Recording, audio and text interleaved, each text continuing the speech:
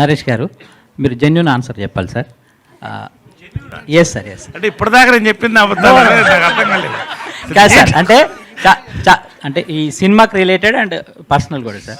చాలామంది ఇప్పుడు అబ్బాయిలు అమ్మాయిలు పెళ్ళిళ్ళు కాలేదు, ఇంకా మాకు పెళ్ళిళ్ళు కాలేదనే ఇదిలో పాపం అవుతుంటారు కదా sir.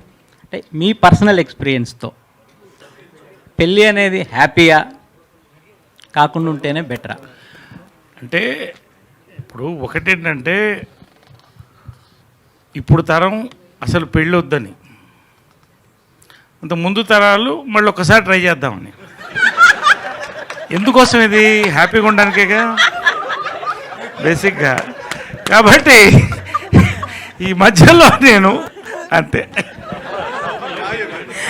Okay, on that note, let's wrap this media conversation. Thank you so much. Sir చెప్పండి. వెంకటేష్ గారు సార్ చెప్పండి సార్. అంటే సుందరకాండ టైటిల్ దొరకడం, వెంకటేష్ గారు ఆ సినిమా చేయడం, అదే వెంకటేష్ గారు ఈ సినిమాను డైరెక్ట్ చేయడం అనేది సో చాలా మీకు అసలు ఏ నక్షత్రం ఇది? ఆ నక్షత్రం కలిసిందా ఏంటి?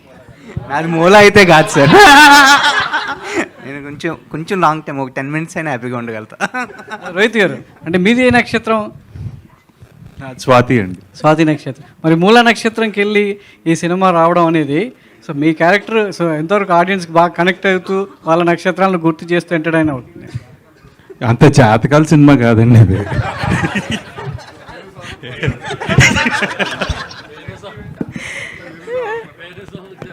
Done. Thank you so much. Venu Swamy అన్నారు కాబట్టి ఒక క్వశ్చన్ మీ మీద ఇది నెవర్ ఎండింగ్ లో ఉంది, కానీ ఇక్కడ మనం బ్రేక్ వేద్దాం ఇంకా. Thank you. మీ మీద ఆయన ఎప్పుడు జాతకం చెప్పలేదు. నా జాతకం తెలియదు అనుకుంటా అండి.